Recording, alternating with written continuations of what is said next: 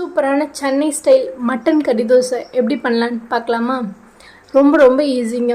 என்னைக்காவது ஒரு நாள் நம்ம வீட்டில் மட்டன் சுக்கா பண்ணியிருப்பாங்க. அதோட ஃப்ளஷெல்லாம் மட்டும் தனியாக கலெக்ட் பண்ணி நைட்டு தோசை ஊற்றும் போது அது மேலே கொஞ்சம் முட்டையை உடச்சி ஊற்றி அதை நல்லா ஸ்ப்ரெட் பண்ணி விட்டுட்டு அதுக்கு மேலே கொஞ்சமாக மிளகுத்தூள் தூவி விட்டுட்டு அப்புறம் நம்ம உதிர்த்து வச்ச அந்த மட்டன் கறியோ இல்லை சிக்கன் கறியோ எடுத்து அழகாக மேலே வச்சுட்டு கொஞ்ச நேரம் வேக விட்டுட்டு அதுக்கப்புறம் அதை திருப்பி போட்டு அதை கொஞ்ச நேரம் வேக விட்டு எடுத்திங்கன்னா உங்களோட சென்னை ஸ்டைல் சூப்பரான மட்டன் கறி தோசையோ இல்லை சிக்கன் கறி தோசையோ ரெடி ஆகிடும்.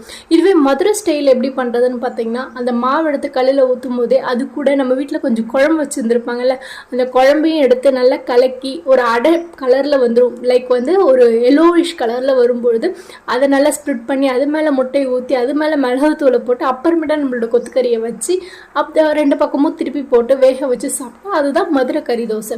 ஸோ 2 கறி தோசையுமே செம்ம டேஸ்ட்டாக இருக்கும். ட்ரை பண்ணி பார்த்து